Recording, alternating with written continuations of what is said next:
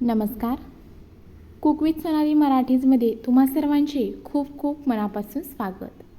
तर आज आपण बनवणार आहोत फणसाच्या बियांची भाजी. ही भाजी अगदी साध्या सोप्या पद्धतीने आपण बनवणार आहोत. काही भाज्या अशा असतात ते जास्त त्याच्यामध्ये मसाले न वापरता साध्या सोप्या पद्धतीनेच अगदी नॉनव्हेजला मागे टाकेल अशी ही भाजी तयार होते. चला तर अशाच छान छान रेसिपी पाहण्यासाठी चॅनलला अजून सबस्क्राईब केलं नसेल तर लगेचच चॅनलला सबस्क्राईब करा आणि बेल आयकॉनचे बटन दाबा. चला रेसिपीला सुरुवात करूया. तर इथे मी फणसाच्या बिया घेतलेल्या आहेत, स्वच्छ धुवून घेतलेत. आता आपण याची जी वरची साल आहे ती काढून घ्यायची आहे. तर ही जी वरची साल काढण्यासाठी आपण ही सुरुवातीला बी जी आहे ती ठेचून घेणार आहोत. तर इथे मी खलबत्ता घेतलेला आहे आणि खलबत्त्यामध्ये अगदी व्यवस्थित ही बी ठेचली जाते आणि त्याचं जे साल आहे ते पटकन काढता येतं. तर पहा, या पद्धतीने आपण संपूर्ण ज्या बिया आहेत त्या अगोदर ठेचून घेऊया. तुम्ही किचन ओट्यावरती जरी ठेचलात तरीही चालेल. तर पहा, अगदी पटकन ह्या बिया ठेचल्या जातात आणि अशा ठेचून भाजी केल्यामुळे आपण जे काही मसाले वापरतो ते छान असे पूर्ण भाजीला लागले जातात. तर पहा, संपूर्ण बिया व्यवस्थित अशा ठेचून घेतलेत. आता आपण याची जी वरची साल आहे ती काढून घेणार आहोत. तर पहा, अगदी सहज हिची साल निघली जाते आणि आपल्याला भाजीसाठी अगदी व्यवस्थित अशी ही बी मिळून जाते. तर आमच्याकडे या बियांना गोट्या म्हणतात, तुमच्याकडे काय म्हणतात ते कमेंटमध्ये मला नक्की सांगा. तर अशा प्रकारे पहा, सर्व ज्या बिया आहेत त्या आपण इथे सोलून घेणार आहोत, म्हणजे त्याची साल काढून बी व्यवस्थित स्वच्छ निघते. तर पहा, संपूर्ण बिया ज्या आपण आहेत त्या सोलून घेतलेल्या आहेत. मी त्यामध्ये थोड्याशा अजून बिया ॲड केलेल्या आहेत. आणि पहा, आता आपण ही थोडीशी मोठी असलेली बी जी आहे ती आपण अशी व्यवस्थित छोटी छोटी करून घेणार आहोत आणि स्वच्छ ही बी आहे ती धुवून घ्यायची आहे. आता भाजी बनवण्यासाठी कढईमध्ये तेल घालायचं आहे. तेल गरम झालं की त्याच्यामध्ये टाकायचे आहे मोहरी, त्यानंतर घालायचं आहे जिरे, कढीपत्ता, त्याचबरोबर इथे 1 चमचावर लसूण आणि आलं मी व्यवस्थित असं ठेचून घेतलं होतं तर ते घातलं. छान असं लसूण आणि आल्याचा कच्चेपणा जाईपर्यंत तेलामध्ये परतून घेऊया. त्यानंतर टाकायचं आहे चिमूटभर हिंग आणि आता याच्यामध्ये आपण घालूया 1 मोठ्या आकाराचा कांदा, जो की आपण आडवा उभा असा बारीक कट करून घेतलेला आहे. संपूर्ण कांदा घातल्यानंतर तेलामध्ये कांदा परतून घ्यायचा आहे आणि हलकासा सोनेरी रंग येईपर्यंत आपल्याला कांदा व्यवस्थित असा भाजून घ्यायचा आहे. तर इथे व्यवस्थित असा हा कांदा जो आहे तो इथं भाजला गेलेला आहे. आता याच्यामध्ये टाकूया टोमॅटो. तर 1 मध्यम आकाराचा टोमॅटो घेतला, तोही छान असा आडवा उभा बारीक कट करून घेतला आहे. तेलामध्ये व्यवस्थित असा परतून घ्यायचा आहे आणि छान असा पटकन टोमॅटो शिजण्यासाठी आता याच्यामध्ये थोडंसं मीठ घालून घेतलं आणि पुन्हा एकदा सर्व व्यवस्थित टोमॅटो मिक्स केलेला आहे. याच्यामुळे पटकन आपला टोमॅटो जो आहे तो मऊसूत असा शिजला जातो. तर अगदी काही सेकंदामध्येच टोमॅटो व्यवस्थित असा इथं शिजला गेलेला आहे. आता याच्यामध्ये घालायचं आहे जे काही सुके मसाले आपण वापरणार आहोत ते.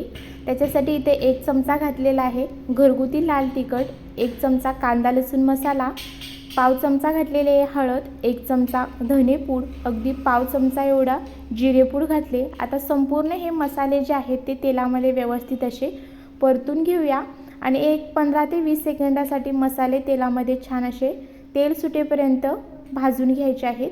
तर इथे तुम्ही पाहू शकता मसाल्याला छान असं तेल सुटलेलं आहे. आता आपण याच्यामध्ये तयार करून घेतलेल्या बिया घालायच्या आहेत. तर पहा, स्वच्छ 2 ते 3 पाण्याने ह्या बिया व्यवस्थित अशा धुवून घेतल्यात आणि संपूर्ण बिया आपण कढईमध्ये घालून घेतल्या. आता सर्व भाजी व्यवस्थित अशी मिक्स करून घेऊया. सर्व भाजी व्यवस्थित अशी मिक्स केल्यानंतर आता याच्यावरती ठेवायचं आहे झाकण आणि झाकण ठेवल्यानंतर आता आपण याच्यामध्ये पाणी घालायचं आहे झाकणावरती आणि आपल्याला 2 ते 3 मिनटं मंद गॅसवरती आपण ही भाजी सुरुवातीला पाणी न घालता वाफवून घेणार आहोत.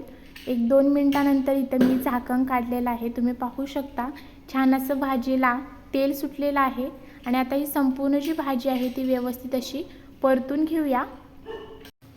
सर्व भाजी परतून घेतल्यानंतर आता आपण जे मगाशी ताटावरती पाणी ठेवलं होतं तर तेच पाणी आपण ह्या भाजीमध्ये वापरणार आहोत. नाहीतर तुम्ही जर ताटामध्ये पाणी ठेवलं नसेल तर शक्यतो गरम पाण्याचा वापर भाजीमध्ये करा. तर पाणी घातलं आणि त्यानंतर ह्याच्यामध्ये 1-2 मिरच्या उभ्या कट करून टाकलेल्या आहेत। त्यानंतर याच्यामध्ये घालायचं आहे चवीनुसार मीठ। पुन्हा एकदा सर्व भाजी व्यवस्थित अशी मिक्स करून घ्यायची आहे आणि भाजी मिक्स करून झाल्यानंतर झाकण ठेवायचं आहे आणि झाकण ठेवून जवळजवळ 10 ते 12 मिनटं आपल्याला ही भाजी शिजवून घ्यायची आहे। 10 ते 12 मिनटामध्ये भाजी शिजवताना 1-2 वेळेला आपल्याला ही भाजी मध्ये मध्ये हलवून घ्यायची आहे। तर इथे तुम्ही पाहू शकता संपूर्णपणे एक 10 ते 12 मिनटं मी ही भाजी शिजवून घेतली आणि इथे पाहू शकता अगदी छान अशी रसरशीत बियांची भाजी इथं तयार झालेली आहे। तुम्हाला जर थोडीशी अजून रसरशीत भाजी हवी असेल तर थोडंसं पाणी ॲड केला तरीही चालेल। आता इथे ही भाजी जी आहे ती व्यवस्थित शिजले का ते चेक करण्यासाठी एक बी काढून घेऊया आणि ती व्यवस्थित गार करायची आहे आणि त्यानंतर हातानेही आपल्याला व्यवस्थित अशी कट करून पाहायची आहे।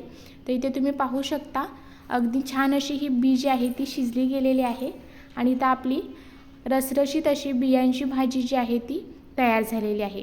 आता याच्यामध्ये घालायची आहे भरपूर अशी बारीक कट केलेली कोथिंबीर आणि थोडीशी कस्तुरी मेथी। त्यानंतर पुन्हा एकदा सर्व भाजी व्यवस्थित मिक्स करून घेऊया आणि इथं आपली चमचमीत अशी फणसाच्या बियांची भाजी तयार झालेली आहे। रेसिपी आवडली असेल तर चॅनलला सबस्क्राईब करा, बेल आयकॉनचे बटन दाबा, जेणेकरून अशाच छान छान रेसिपींचे नोटिफिकेशन तुम्हाला मिळत जाईल आणि तुम्हाला ही छान छान रेसिपी पाहता येतील। व्हिडिओ जास्तीत जास्त लोकांपर्यंत शेअर करा।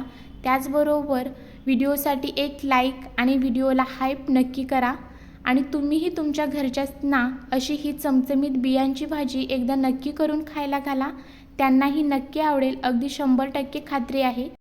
त्याचबरोबर तुम्ही बियांचा अजून कोणता पदार्थ बनवता तेही मला कमेंटमध्ये सांगा। धन्यवाद। भेटूया अशाच व्हिडिओसोबत। Bye bye.